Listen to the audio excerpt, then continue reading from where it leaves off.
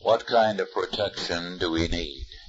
This is R.J. Rushdoony with a report on our threatened freedom. The founding fathers of this country, led by George Washington, recognized that we, the people, need protection. Part of our problem today is that we have changed our idea of protection.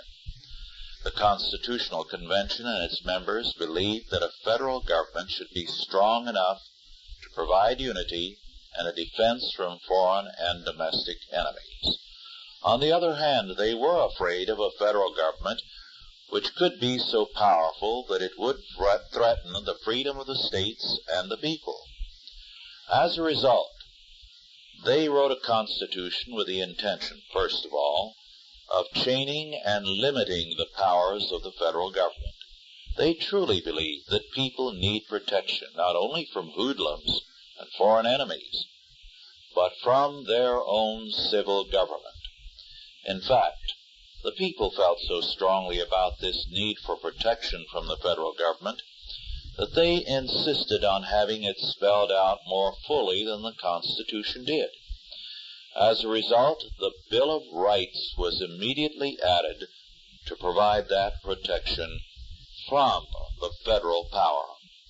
Clearly, the people held that freedom provides a better protection than a power-hungry federal government, and they moved to safeguard freedom.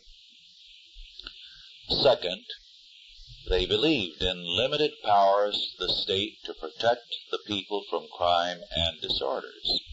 However, they definitely did not believe that any civil government can prevent in any effective way the rise of social disorders. Washington and most of the men believed that no legislation could ever replace the need for good character.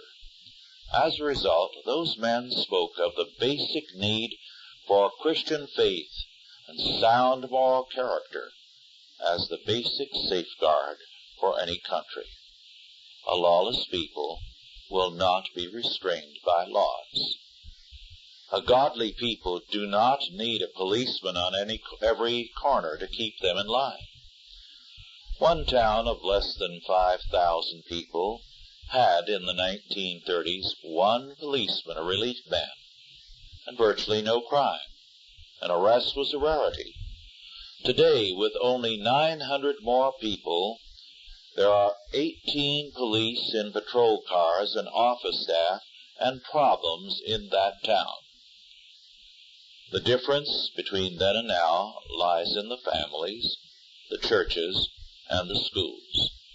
The town now has more laws and controls, but it is definitely not as good as it was then. The difference is in the people. Doubling the police force again will not help too much, because the deterioration in the faith and the character of the people continues. Now they have a problem, not only with crime, but with too much civil government. The families in that community want protection. But how can you protect people from themselves? In other words, we are looking for the wrong kind of protection.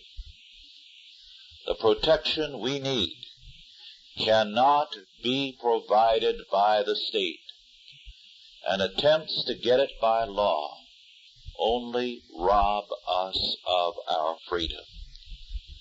The protection we need comes from a godly faith and character, not from Washington or the State House. Nothing is more necessary for the flourishing of the protection we need than freedom. It is the seedbed of faith and character.